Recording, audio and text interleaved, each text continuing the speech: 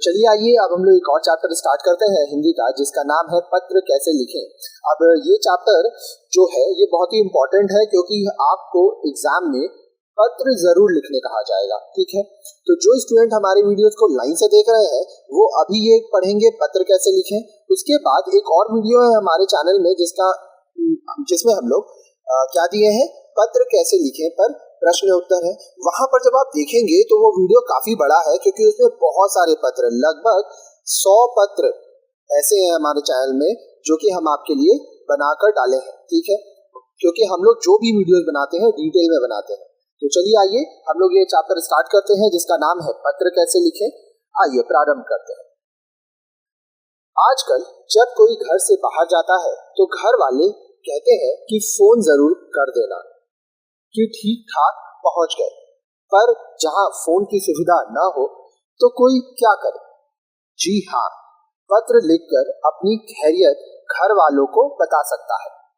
अब देखिए, पहले के जमाने में क्या होता था, मोबाइल नहीं था, आप आसानी से किसी से मिल नहीं पाते थे जल्दी। आप कहीं जा रहे हैं तो बहुत खर्च करना पड़ता था अगर फोन आपको करना है तो उस समय लोग जब फोन नहीं था तब भी पत्र के माध्यम से बात करते थे। ठीक है, पत्र लिखकर अपनी खैरियत बताते थे कि वो ठीक है। फिर पत्र का जवाब आता था। अगर आप पुरानी सिनेमा देखते होंगे, मूवीज देखते होंगे, तो वहां पे आप देखे होंगे लोग पत्र से बात कर रहे हैं। अब आजकल तो मोबाइल आ गया है, स्मार्टफोन्स आ गया है। अभी आप जैसे यूट्यूब से पढ़ रहे हैं, विद इन सेकेंड्स, ठीक है, लम्हा नहीं लगता है, आप किसी को वीडियो कॉल करके तुरंत देख सकते हैं। पर पहले ऐसे नहीं था। वैसे अपने मन में उठ रहे भाव विचारों को अपनों तक पहुंचाने के लिए पत्र लिखने और अपनों के लिखे पत्र पढ़ने का आनंद ही कुछ और है। अब सोचिए, आज जब मैसेजेस का जमाना आ गया है, ठीक है, कोई अगर आपके लिए कुछ मैसेज लिखता है तो आपको कितना अच्छा लगता है। अब ये तो हो गया मोबाइल। सोचिए अगर कागज में वही होता, आपके लिए कोई कुछ लिख के भेजता, तो आप जब चाहते उस कागज को उठाकर उसको महसूस कर सकते, उसका आनंद ले सकते। तो वो जो पत्र पढ़ने का आनंद था वो मैसेज से एकदम अलग था, वो जो सुख था वो अलग था। इन्हें कभी भी पढ़ा जा सकता है और कितनी ही बार पढ़ा जा सकता है। आपने अपने जीवन में पत्र अवश्य लिखे होंगे। जब आप कहीं बाहर गए होंगे तो अपने दोस्त को चिट्ठी लिखकर वहां के बारे में बताया होगा। अब देखिए, चिट्ठी अब मैसेजेस हो गया है। ठीक है, आपने किसी रिश्तेदार को उसकी चिट्ठी का जवाब दिया होगा, या अपने जन्मदिन पर बुलाने के लिए अपने दोस्तों को निमंत्रण पत्र भेजा होगा।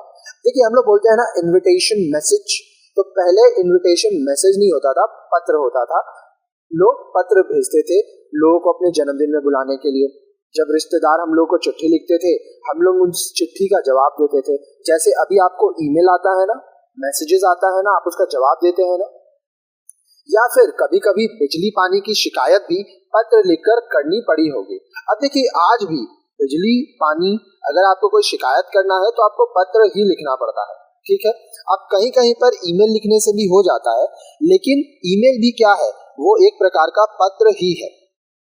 हो सकता है आपने कभी आवश्यकता पड़ने पर राष्ट्र मुक्त विद्यालय शिक्षा संस्थान NIOS national institute of open schooling या ऐसे ही किसी और संस्था से पत्र व्यवहार किया।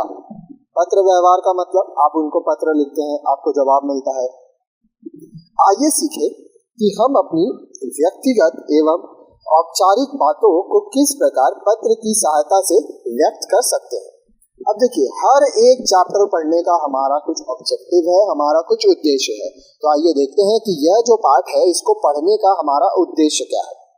इस पाठ को पढ़ने के बाद आप क्या कर पाएंगे, औपचारिक तथा अनौपचारिक पत्र लेखन में अंतर बता सकेंगे, पत्रों के विभिन्न प्रकार के रूप तथा शैली का उल्लेख कर सकेंगे, पत्र लेखन के समय पत्रों के अलग अलग अंगों का ठीक प्रकार से प्रयोग कर सकेंगे। अब देखिए, हर एक पत्र एक जैसे नहीं लिखा जाता है, तो किस पत्र को कैसे लिखना है ये सब आप देखेंगे। आवश्यकता के अनुसार उचित विधि से औपचारिक तथा अनौपचारिक पत्र लिख सकेंगे। संचार के एक सशक्त माध्यम के रूप पत्र लेखन कर सकेंगे। तो बहुत सारी चीजें हैं जो ये पाठ पढ़ने के बाद आप कर सकेंगे। और हमारे चैनल में आपको बहुत उदाहरण मिलेगा पत्र का, बहुत तरह से पत्र हम लोग ऑलरेडी अपलोड कर चुके हैं। लाइन से पढ़िए, ठीक है। प्लेलिस्ट सेक्शन में जाइए, सब मिलेगा, पढ़िए। और साथ ही साथ वीडियोस को अपने दोस्तों से भी शेयर कीजिए, ताकि हम लोग जो इतना मेहनत करते हैं वीडियोस बनाने के लिए, ज्यादा से ज्यादा लोग पढ़ेंगे तो हमें भी खुशी मिलेगी। तो अपना साथ बनाए रखिए। आइए देखिए पत्र लेखन के प्रकार क्या क्या होते हैं। आप जानते होंगे कि आप जिस तरह अपने दोस्तों को पत्र लिखते हैं, अपने समन्वयक को ठीक उसी तरह नहीं लिखते। अब देखिए, इसको ऐसे समझिए, आप जिस तरह से अपने दोस्तों से बात करते हैं, क्या उसी तरह से अपने बड़ों से, अपने टीचर से या किसी अधिकारी से बात कर सकते हैं? नहीं। अपने दोस्त को आप प्रिय से संबंधित करते हैं तथा अपने कार्यक्रम समन्वयक के लिए महोदय संबोधन का प्रयोग करते हैं। तो दोस्त के लिए क्या है? प्रिय संबोधित, और समन्वयक के लिए महोदय। इसके अलावा दोस्त को पत्र लिखते समय आप उसके परिवार के लोगों का हाल चाल पूछते हैं और अपने परिवार के लोगों के बारे में बताते हैं, लेकिन अपने समन्वयक को पत्र लिखते समय उनके परिवार के सदस्यों के बारे में नहीं पूछते, न अपने परिवार का हाल चाल बताते हैं, ठीक है। इस तरह की अन्य बहुत सी बातें हैं जहां हमें अंतर करना होता है। आइए इस अंतर को समझने से पहले पत्रों के प्रकारों के बारे में जान लें। हम जितनी भी तरह के पत्र लिखते हैं, उन्हें सुविधा के लिए दो वर्गों में रख सकते हैं। क अनौपचारिक पत्र, ख औपचारिक पत्र। आइए एक एक करके हम लोग पढ़ते हैं। अनौपचारिक पत्र, हम अपने मित्रों को पत्र लिखते हैं, परिवार के सदस्यों को पत्र लिखते हैं तथा अपने किसी परिचित को पत्र लिखते हैं। इन लोगों को लिखे गए पत्र अनौपचारिक पत्र होते हैं। अनौपचारिक शब्द से तात्पर्य है किसी प्रकार की औपचारिकता का न होना, अर्थात कुछ कहने के लिए हमें किसी प्रकार की अनुमति न लेनी पड़े, या कुछ कहने के लिए धन्यवाद जैसे आभार प्रदर्शन के शब्द न कहने पड़े।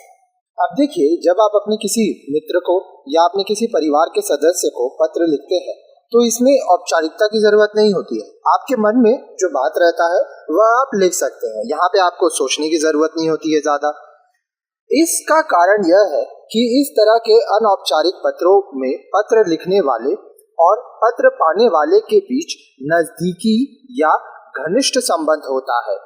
यह संबंध पारिवारिक हो सकता है, दोस्ती का हो सकता है, या जान पहचान का भी हो सकता है। इस तरह के पत्र को व्यक्तिगत पत्र भी कहा जाता है। अब देखिए, अनौपचारिक पत्र जो होते हैं उनको हम इस वृक्ष आरेख द्वारा समझ सकते हैं। अब देखिए, यहाँ पे एक वृक्ष के समान एक आरेख बनाया हुआ है, उसको देखिए। अनौपचारिक पत्र, जिसको व्यक्तिगत पत्र कहते हैं, ये किसको लिखा जाता है? बड़ों को, बराबर वालों को और छोटों को। अब बड़ों को, इनमें कौन लोग होंगे? आप अपने पिताजी को लिख सकते हैं, माताजी को लिख सकते हैं, बड़े भाई को, बड़ी बहन को, दादाजी, दादी जी, चाचा जी, मामा जी इत्यादि। आप बराबर वालों में कौन आएंगे? आपके मित्र हो सकते हैं, आपके सहपाठी हो सकते हैं, आपके परिचित हो सकते हैं। और छोटों को आप किसको लिखेंगे? जो आपके संबंधित हैं या आपके परिचित है। अब देखिए, यह आप जान गए कि अपनों की भावनाओं से भरे हुए पत्र ही व्यक्तिगत पत्र कहलाते हैं। ये भावनाएं व्यक्ति और सूचनाओं के स्वरूप के साथ बदलती रहती हैं, जैसे कभी खुशी और कभी गम। अब परिवार के हर एक सदस्य के संग आपका एक जैसा बात करने का तरीका या एक जैसा लगाव नहीं होगा, तो जब आप जिसको पत्र लिखेंगे उसके अनुसार चीजें बदलेंगी आपके पत्र में। कभी कभी आप बहुत खुश होंगे, कभी कभी आप दुखी भी हो सकते हैं। इसी के साथ पत्र की लेखन शैली भी बदल जाती है। पत्र लेखन के शिष्टाचार को ध्यान में रखते हुए इस प्रकार के पत्रों को बधाई पत्र, धन्यवाद पत्र, शुभकामना पत्र, निमंत्रण पत्र और संवेदना पत्र में बांटा जा सकता है। आगे देखिए, औपचारिक पत्र। जब दो लोगों के बीच व्यक्तिगत संबंध नहीं होते, कोई निजी जान पहचान नहीं होती, तो ऐसे संबंधों को औपचारिक कहा जाता है। उदाहरण के लिए, जब आप पुस्तकें मंगवाने के लिए किसी पुस्तक विक्रेता को पत्र लिखते हैं, तब आप जानते हैं कि उस व्यक्ति के साथ आपके संबंध औपचारिक है। आप किसी निश्चित उद्देश्य से पत्र लिखते हैं। इसी प्रकार जब आप बैंक मैनेजर को पत्र लिखते हैं या सफाई अधिकारी को पत्र लिखते हैं, तब भी आपका पत्र लिखने का कोई खास उद्देश्य होता है। ऐसी स्थिति में पत्र पाने वाला व्यक्ति महत्वपूर्ण नहीं होता, वह पदाधिकारी महत्वपूर्ण होता है। वास्तव में आप किसी सूचना, समस्या या अन्य किसी मुद्दे को लेकर इन्हें पत्र लिखते हैं और सिर्फ उसी विषय पर बात करते हैं। ये औपचारिक पत्र या तो कार्यालय के कामकाज से संबंधित होते हैं या व्यावसायिक होते हैं। दुकानदारों, प्रकाशकों तथा कंपनियों को लिखे जाने वाले पत्र व्यावसायिक पत्र कहलाते हैं। ऐसे पत्रों का संबंध व्यक्ति के व्यवसाय से होता है। जो पत्र किसी एक कार्यालय द्वारा किसी अन्य कार्यालय में भेजा जाता है, उन्हें कार्यालयी पत्र कहते हैं। किसी कार्यालय द्वारा किसी व्यक्ति को या किसी व्यक्ति द्वारा किसी कार्यालय को भेजे गए पत्र भी इसी कोटि में आते हैं। अब देखिए, जो औपचारिक पत्र होते हैं वो कौन कौन से होते हैं। व्यावसायिक पत्र, जो आप पुस्तक विक्रेता, बैंक मैनेजर आदि को या इनके द्वारा एक दूसरे को लिखते हैं। फिर होता है कार्यालयी पत्र, जो कार्यालय, संस्था आदि के द्वारा एक दूसरे को या किसी व्यक्ति को लिखा जाता है। फिर होता है आवेदन पत्र या प्रार्थना पत्र, जो कि अधिकारी को लिखा जाता है। अब आगे देखिए, पत्रों के अंग। पत्र के अंग। अभी हमने औपचारिक तथा अनौपचारिक पत्रों के बारे में जानकारी प्राप्त की। पत्र औपचारिक हो या अनौपचारिक, दोनों के लिखने में कुछ चरणों का क्रमशः पालन करना आवश्यक होता है। जैसे पत्र जिसे भेजा जा रहा है उसका नाम, पता, उपयुक्त संबोधन, पत्र की विषय सामग्री और पत्र की समाप्ति। इन्हें इस प्रकार समझा जा सकता है। क, पता और तिथि लिखना प्रारंभ। सबसे पहले आप पता लिखेंगे, तारीख लिखेंगे कि आप कब ये पत्र लिख रहे हैं। ख, संबोधन तथा अभिवादन की शब्दावली का प्रयोग करना। संबोधन तथा अभिवादन करेंगे, इसके बारे में अभी मैं आगे आपको बताऊंगा कैसे किया जाता है। ग, कहीं जाने वाली बात को लिखना, पत्र की विषय वस्तु। घ, पत्र की समाप्ति तथा हस्ताक्षर करना, समापन। ऊपर बताए गए पत्र के अंग सभी प्रकार के पत्रों में होते हैं, केवल उन्हें प्रस्तुत करने का ढंग अलग अलग होता है। अब जितना भी आप यहाँ पढ़े क, ख, ग, घ, ये सभी पत्रों में होगा, चाहे वो औपचारिक हो या अनौपचारिक, बस इसका लिखने का तरीका अलग होगा। उसके लिए आपको हमारे चैनल में बहुत सारे पत्रों के उदाहरण दिए जा चुके हैं। लाइन से वीडियोस को पढ़िए, सब मिलेगा आपको। आप कोई भी पत्र उठाकर देखिए, ऊपर बताई गई सभी बातें उसमें दिखाई देंगी। आइए हम पत्र के अलग अलग अंगों के बारे में थोड़ा विस्तार से जान लें। क, पता और तिथि। आपकी पाठ्य पुस्तकें कक्षा 10वीं अभी तक आपको नहीं मिली। इस संदर्भ में आपने राष्ट्रीय मुक्त विद्यालय शिक्षा संस्थान को एक पत्र लिखा, पर संस्थान को यह पता नहीं चला कि आप कहाँ रहते हैं और कब आपने पत्र लिखा। अगर पता नहीं होगा तो आपको पुस्तकें कैसे भेजी जाएंगी, और यह भी नहीं जान पाएंगे कि किस दिन तक आपको पुस्तक नहीं मिल पाई थी। इसलिए सभी पत्रों में ऊपर दाएं कोने में पता लिखा जाता है, इसके नीचे तारीख लिखी जाती है। जैसे यहाँ पे आप देख सकते हैं A8/22A, बसंत विहार, नई दिल्ली 110057। दिनांक क्या है? तारीख 15/1/2012।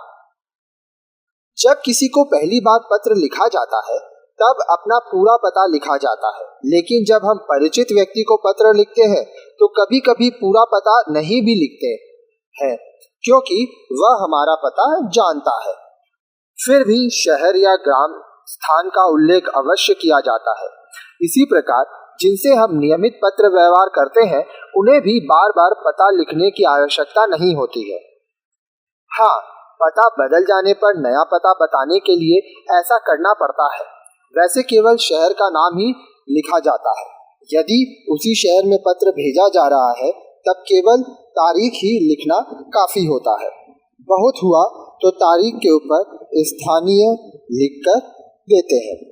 इन तीनों स्थितियों को पत्र में इस प्रकार दिखाया जा सकता है। अब देखिए, पहला पता A822 वसंत विहार नई दिल्ली 110057, दिनांक 15/1/2012, ये पहला स्थिति।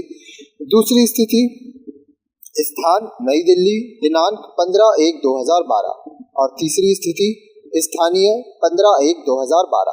अब यहाँ पे कुछ बातें नोट करना है।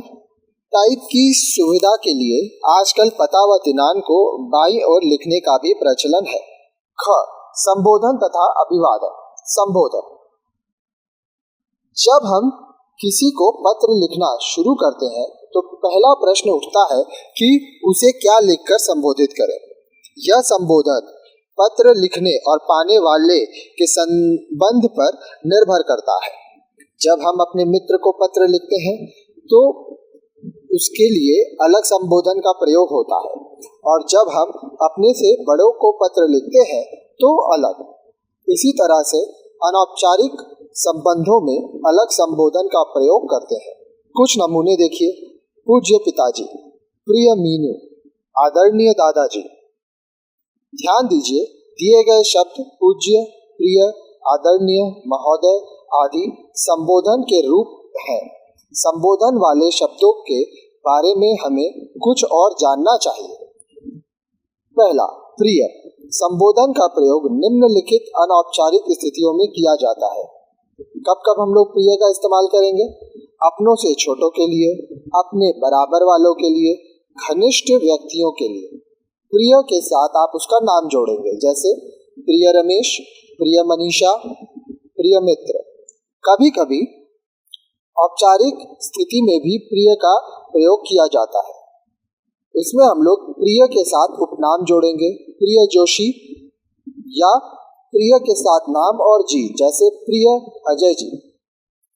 दूसरा, पूज्य, पूजनीय, आदरणीय, श्रद्धेय आदि का प्रयोग अपने से बड़े उन लोगों के लिए किया जाता है जिन्हें आप आदर देना चाहते हैं, जैसे पूज्य गुरुजी, पूजनीय माताजी, आदरणीय चाचा जी, श्रद्धेय गुरुवर। हिंदी में कई बार औपचारिक स्थिति में प्रिय के स्थान पर जनाब का भी प्रयोग किया जाता है। ऐसे भी जी का स्थान साहब शब्द ले लेता है। जनाब सिंह साहब, जनाब अख्तर साहब। प्रिय और जनाब के अतिरिक्त भी बहुत से संबोधन हो सकते हैं, जैसे महोदय, प्रिय, महोदय आदि। आइए देखते हैं अभिवादन। संबोधन के तुरंत बाद हमें उस व्यक्ति को संबोधन के ही अनुरूप अभिवादन लिखना होता है। अभिवादन के प्रमुख रूप है चरण स्पर्श, सादर प्रणाम, नमस्ते, नमस्कार, आदाब आदि। चिरंजीव, आशीर्वाद, खुश रहो, सदा सुखी रहो, प्रसन्न रहो जैसे शब्द भी अभिवादन के अंतर्गत ही आते हैं। कभी कभी संबोधन के तुरंत बाद भी पत्र प्रारंभ कर दिया जाता है। ऐसी स्थिति में प्राय संबोधन और अधिक आत्मीय रूप में वे दिया जाता है, जैसे प्यारे भैया, मेरी प्यारी माँ आदि। संबोधन वाले शब्द के बाद अल्प विराम का प्रयोग किया जाता है, क्योंकि अगली पंक्ति में हमें अभिवादन या आशीर्वाद का कोई शब्द देना होता है, जैसे नमस्कार, नमस्ते, प्रणाम, आदाब, सत श्री अकाल जैसे अभिवादनों का प्रयोग किया जाता है। तो निश्चित रूप से हम अपने से किसी बड़ों को पत्र लिख रहे हैं। जब स्नेह, शुभाशीष, आशीर्वाद जैसे अभिवादनों का प्रयोग किया जाता है तो हम देखते ही पता लग जाता है कि यह जो पत्र है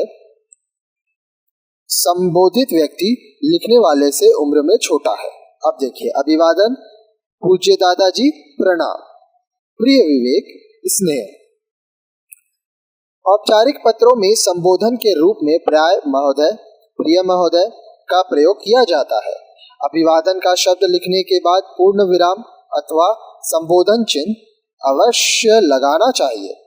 ऊपर के उदाहरणों में प्रणाम और स्नेह के बाद पूर्ण विराम का चिन्ह लगाया गया है। इस पर आपने ध्यान दिया होगा। यहाँ पे आप देख सकते हैं, पूज्य दादाजी, प्रणाम के बाद हम लोग देख रहे हैं कि यहाँ पे पूर्ण विराम लगा है। प्रिय विवेक, स्नेह के बाद पूर्ण विराम लगा है। आइए देखते हैं ग, पत्र की विषय वस्तु।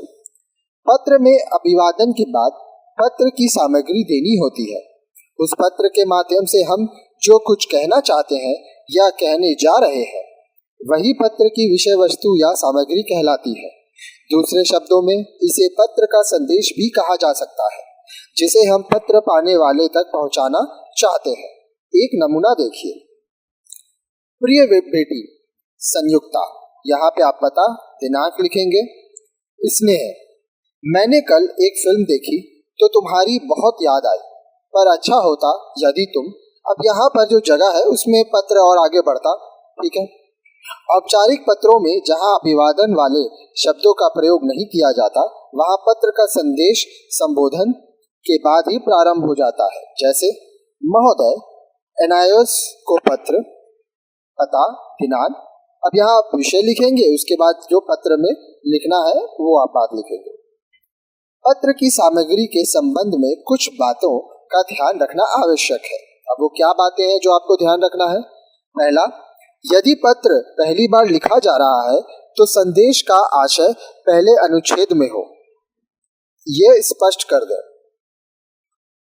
फिर यदि पत्राचार पहले से चल रहा है तो पिछले पत्र का उल्लेख अवश्य करें। कहने का मतलब, मान लीजिए पहले कोई पत्र आया था, आप उसका जवाब दे रहे हैं, तो पिछले पत्र के बारे में आप जरूर बताएं। इसके लिए पिछले पत्र की तारीख और संदर्भ का भी उल्लेख करना आवश्यक है। अब आप वो कैसे करेंगे? आपका दिनांक 24/10/2003 का पत्र मिला, इस संदर्भ में आपको सूचित किया जाता है। अब फिर आप लिखेंगे आगे।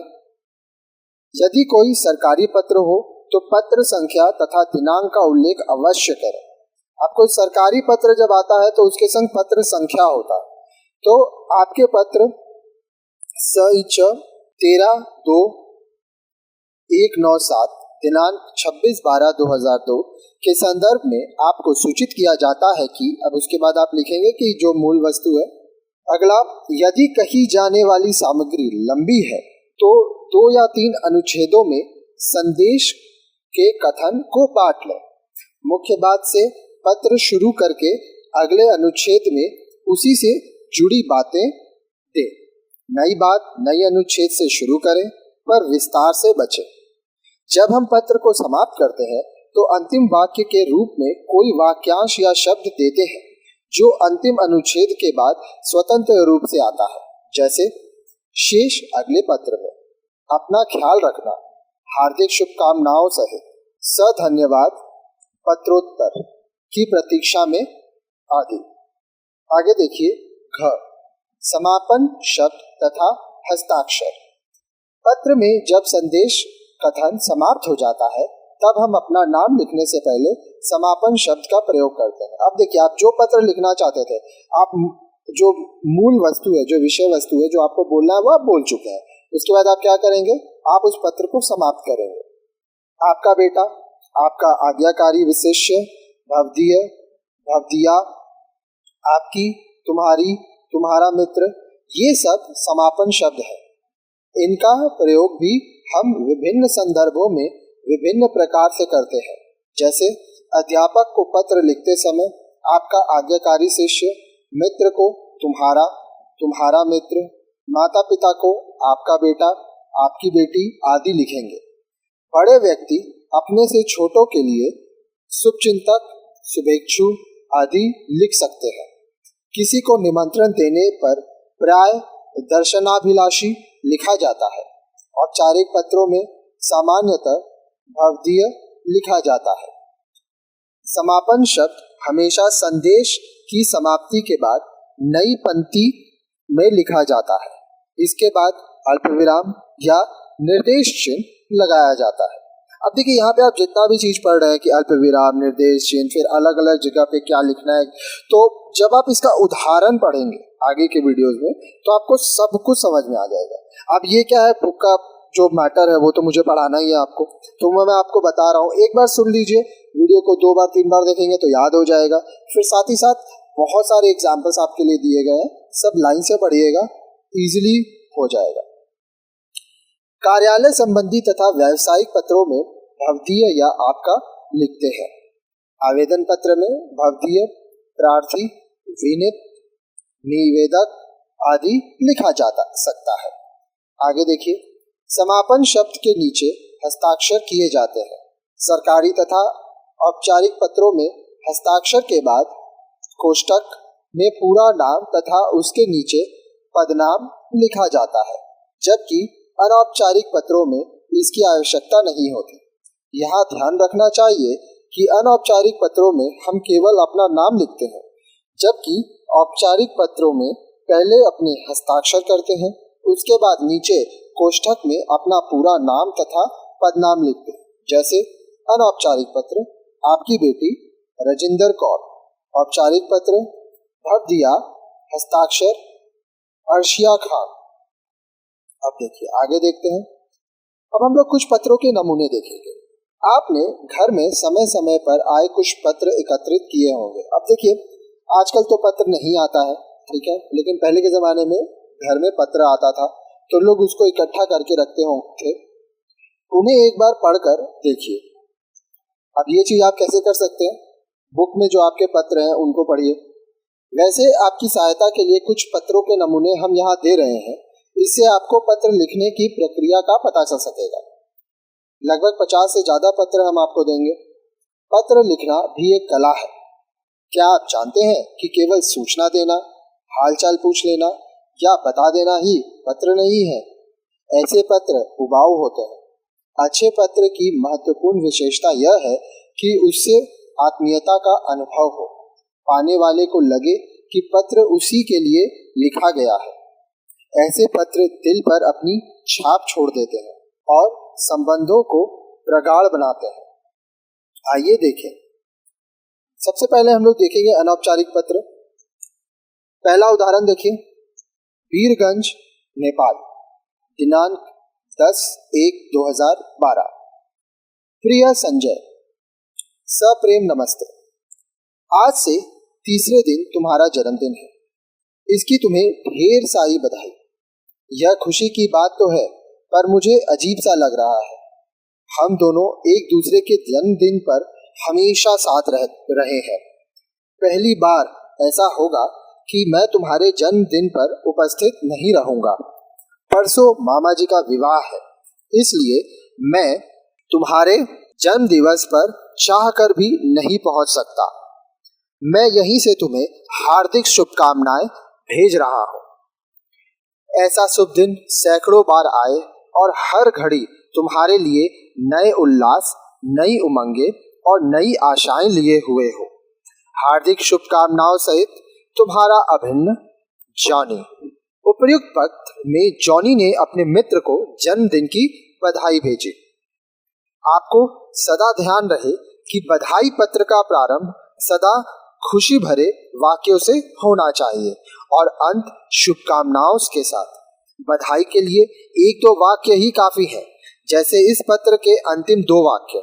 किंतु जन्मदिन पर ना पहुंच पाने का कारण बताते हुए जॉनी ने याद दिलाया है कि दोनों एक दूसरे के जन्मदिन पर हमेशा साथ रहे। पहली बार ऐसा होगा कि मैं तुम्हारे जन्मदिन पर उपस्थित नहीं हो सकूंगा। इन 2 वाक्यों से दोनों मित्रों के स्नेह संबंधों की अंतरंगता व्यक्त हो रही है। आगे देखिए, औपचारिक पत्र। जिस प्रकार अंतरंगता अनौपचारिक पत्रों का विशिष्ट गुण है, उसी प्रकार संक्षिप्तता और स्पष्टता औपचारिक पत्रों की विशेषता होती है। अब देखिए, जब आप औपचारिक पत्र लिखेंगे तो इसमें आप वही सब बातें लिखेंगे जो जरूरी है, ठीक है। इसको आप बढ़ा चढ़ा के नहीं लिखेंगे। आज के युग में विस्तृत विवरण पढ़ने की फुर्सत किसी अधिकारी या व्यवसायी को नहीं होती है। किसी के पास इतना समय नहीं है कि आप बहुत कुछ लिख दिए हैं और वो बैठ के पढ़ता है। इसलिए ऐसे औपचारिक पत्रों को लिखते समय बिना भूमिका बांधे सीधे विषय पर आ जाना चाहिए और अंत में स्पष्ट शब्दों में उल्लेख कर देना चाहिए कि आप चाहते क्या है। उदाहरण के लिए निम्नलिखित पत्र को पढ़िए। शिकायती पत्र, स्वास्थ्य अधिकारी से गंदगी की शिकायत। अब आप क्या करें? गंदगी की शिकायत करेंगे। किसको? स्वास्थ्य अधिकारी को। सचिव, आवासीय कल्याण समिति, किदवई नगर, कानपुर, दिनांक 19/2/2012। सेवा में स्वास्थ्य अधिकारी, कानपुर महानगर पालिका, कानपुर। विषय गंदगी की समस्या। महोदय, बड़े खेद के साथ लिखना पड़ रहा है कि पिछले 10 दिनों से हमारी बस्ती में ढंग से सफाई नहीं हो रही है। स्थान स्थान पर कूड़े के ढेर पड़े हैं, नालियां बंद पड़ी हैं, सफाई कर्मचारी दिखाई ही नहीं पड़ते। यदि तुरंत इस समस्या को हल नहीं किया गया तो महामारी भी फैल सकती है। मैं किदवई नगर के सभी निवासियों की ओर से आपसे निवेदन कर रहा हूं कि सफाई का विशेष प्रबंध तुरंत किया जाए। भवदीय, हस्ताक्षर इरफान बैग। अब देखिए, उक्त पत्र में आपने ध्यान दिया होगा कि श्री इरफान बैग आवासीय कल्याण समिति के सचिव हैं। हो सकता है कि इनके नाम से प्रकाशित शीर्ष पत्र लेटर हेड हो। ऐसी स्थिति में उन्हें अपना नाम पता लिखने की आवश्यकता नहीं होगी। इस पत्र को भेजते समय एक विकल्प यह भी हो सकता है कि इरफान बैग अपना पता हस्ताक्षर के नीचे लिखे। इस प्रकार के अनौपचारिक पत्रों में संबोधन से पूर्व ही लिखना भी आवश्यक होता है, जिससे संबद्ध अधिकारी को पूरा पत्र पढ़े बिना ही पत्र का विषय समझ में आ जाए और वह शीघ्र अतिशीघ्र कार्यवाही कर सके। आगे देखिए, फिर है व्यावसायिक पत्र। अब आप औपचारिक पत्रों में व्यावसायिक पत्र का नमूना देखिए। यहाँ पुस्तक विक्रेता को लिखे गए पत्र पर ध्यान दीजिए। यहाँ पता, तिथि, संबोधन आदि औपचारिकताओं के बाद सीधे सीधे पत्र का प्रयोजन लिख दिया गया है। अब देखिए, पुस्तक विक्रेता को पत्र, पुस्तकें मंगवाने के लिए यहाँ पे आप लिखे दिनांक 5/1/2011। सेवा में व्यापार प्रबंधक, national book trust, 5A green park, नई दिल्ली 1100016। विषय पुस्तक मंगवाने के लिए। महोदय, निम्नलिखित पुस्तकों की एक एक प्रति मेरे नाम से कुरियर द्वारा निम्नलिखित पते पर यथाशीघ्र भेजने की कृपा करें।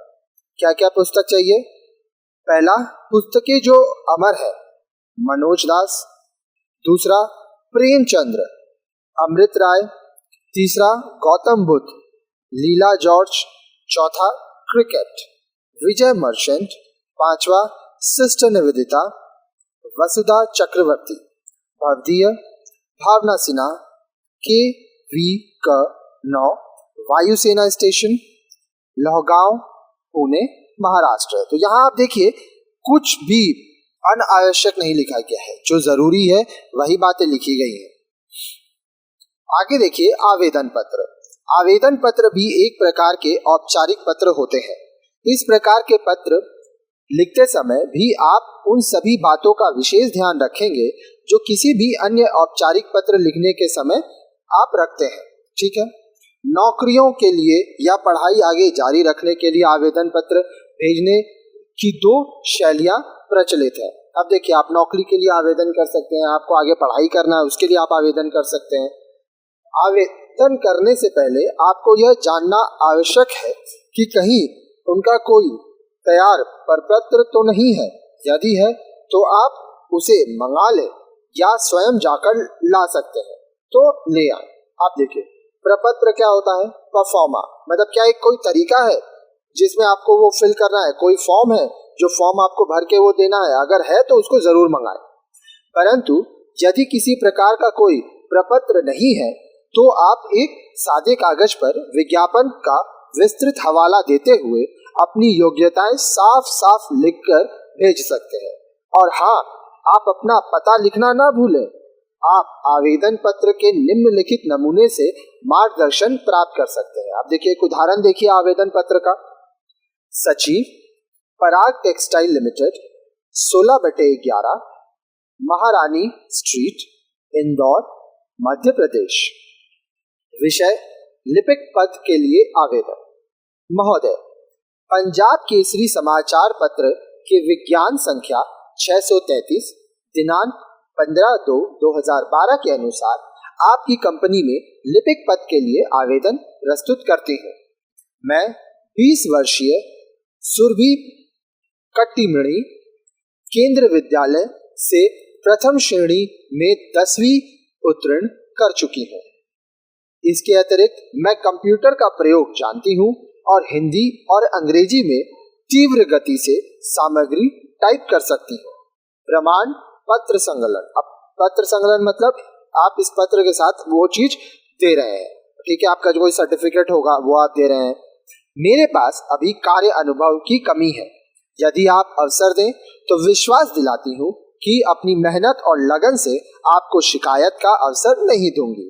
धन्यवाद सहित प्रार्थी सुरभि कट्टीमणि, 3/44, प्राप्त नगर, बाड़मेरा, राजस्थान। चलिए आइए अब हम लोग देखते हैं नई सूचना तकनीकी और पत्र।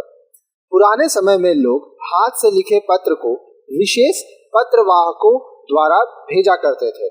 फिर डाक व्यवस्था प्रारंभ हुई और पत्र डाक से भेजे जाने लगे।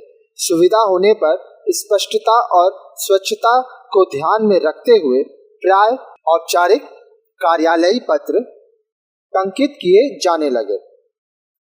वैज्ञानिक तकनीकी में क्रांतिकारी परिवर्तन आने से अब 21वीं सदी में पत्र लिखने और भेजने की शैली में भी परिवर्तन आया है।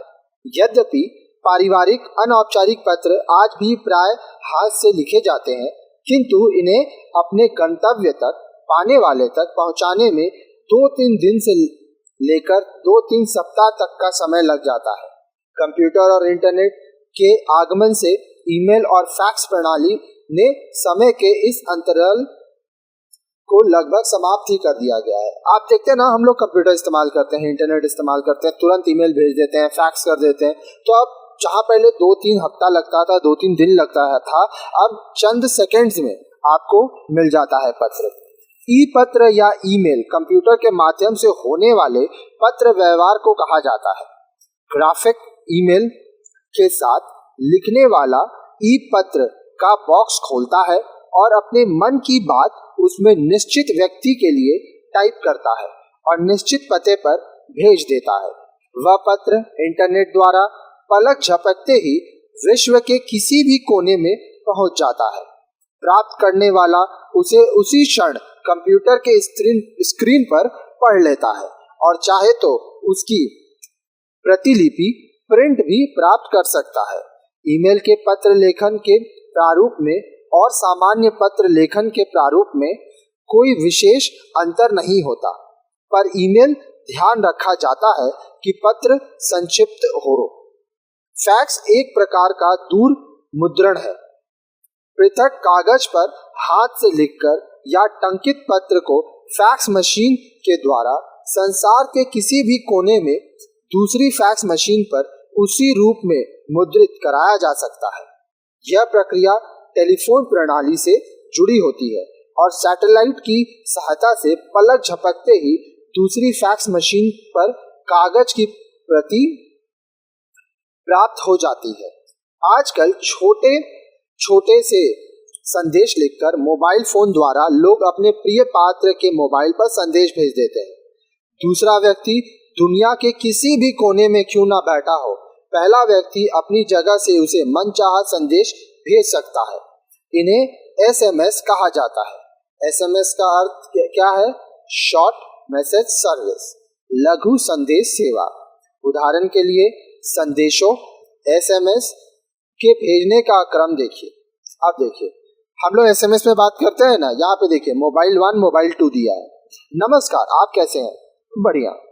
मुझे आपसे बहुत सी बातें करनी है। आप कहाँ हैं? मैं अभी कानपुर में एक मीटिंग में बैठी हूँ। क्या बहुत जरूरी बात क्या है? हाँ है तो, पर जब आप दिल्ली में होंगी हम तभी बैठकर बात करेंगे। ठीक है, मैं रविवार शाम को दिल्ली पहुंचूंगी। तो आप देखिए, यहाँ पे देखिए, मोबाइल 1 से 3 मैसेज गया और मोबाइल 2 से 3 मैसेज। तो इस तरह से एसएमएस होता है। आप व्हाट्सएप यूज करते होंगे, टेलीग्राम, हाइक, बहुत सारे माध्यम आप इस्तेमाल करते हैं। तो आपका जो भी सवाल है एसएमएस कीजिए मुझे किसी भी माध्यम में। ठीक है, मेरा नंबर आपको दिख रहा होगा ऊपर 9051378712। अपने सवाल इसमें भेजिए। साथ ही साथ नीचे कमेंट सेक्शन में कमेंट जरूर कीजिए, क्योंकि आप अगर कमेंट करेंगे तो मुझे समझ में आएगा कि मुझे क्या करना है, किस तरह से वीडियोस बनाना है, क्या टॉपिक्स आप लोग को पढ़ना है, क्या परेशानियां हो रही हैं। अब ये जो आप चैप्टर पढ़े, पत्र कैसे लिखें, यहाँ पर आपने क्या क्या सीखा, आइए देखते हैं। पहला, अपने मन के भावों को दूर बैठे व्यक्ति तक पहुंचाने के लिए पत्र लिखे जाते हैं। आजकल तकनीकी और संचार क्रांति आ जाने के कारण कंप्यूटर, इंटरनेट द्वारा भी ई पत्र भेजे जाते हैं। मोबाइल फोन द्वारा बातचीत तो की ही जा सकती है, साथ ही दुनिया के किसी भी कोने में बैठे दूसरे व्यक्ति के मोबाइल फोन पर लिखकर संदेश भी भेजे जा सकते हैं। एसएमएस, इसके द्वारा आप होली दिवाली के शुभकामना संदेश अपने दूर बैठे दोस्तों को भेज सकते हैं। अब देखिए, पत्र निम्नलिखित प्रकार के होते हैं। पत्रों के प्रकार: औपचारिक, अनौपचारिक। औपचारिक के अंतर्गत क्या आता है? व्यावसायिक, कार्यालयी, आवेदन या प्रार्थना पत्र। और अनौपचारिक में व्यक्तिगत पत्र होते हैं। अनौपचारिक पत्र को व्यक्तिगत पत्र भी कहा जाता है। बधाई पत्र, धन्यवाद पत्र, शुभकामना पत्र, निमंत्रण पत्र, अन्य। और आप क्या सीखे यहाँ पे? प्रार्थना पत्र लिखते समय सभी बातें सम्मान पूर्वक लिखी जानी चाहिए। अंत में कृतज्ञता प्रकट करनी चाहिए। औपचारिक पत्रों में विषय स्पष्ट रूप से लिखना आवश्यक होता है। अनौपचारिक पत्र अपनों को प्रेम भरे भावों से स्वाभाविक बातचीत की शैली में लिखे जाते हैं। संबोधन और अभिवादन में शिष्टाचार का पालन करना आवश्यक होता है। अब देखिए, ये जो चैप्टर का आप वीडियो पढ़े हैं यहाँ तक, आपके बुक में जितना कुछ था हम यहाँ पे आपको समझाए। अब इसके बाद वाले वीडियोस में जो लोग लाइन से पढ़ रहे हैं, प्लेलिस्ट सेक्शन से, या जिसको हम मैसेज किए हैं प्लेलिस्ट, आप लाइन से पढ़िए। ठीक है, तो आपको सब मिलेगा। आप नेक्स्ट वीडियो में देखेंगे, आपको लगभग 50 से भी ज्यादा निबंध के उसमें उदाहरण है, तो वो सारा देखिए, क्वेश्चन आंसर्स कीजिए। आपके मन में जो भी क्वेश्चन है नीचे कमेंट सेक्शन कीजिए। मेरा जो नंबर है 9051378712, इसमें आप मुझे हाइक, टेलीग्राम, व्हाट्सएप के द्वारा मैसेज कर सकते हैं। साथ ही साथ अगर आप हमारे चैनल में कुछ सहयोग करना चाहते हैं, हमें कुछ डोनेशन देना चाहते हैं, क्योंकि आपको फ्री में इतना अच्छा वीडियोस दिया जा रहा है, इतना सारा वीडियोस दिया जा रहा है, तो आप पेटीएम के माध्यम से, गूगल पे, फोन पे के माध्यम से जितना भी आप योगदान करेंगे वो हमें अच्छा लगेगा, हमें सहायता मिलेगी। साथ ही साथ खुश रहिए, जिंदगी में कामयाब बनिए, आगे बढ़िए, पढ़ते रहिए। धन्यवाद।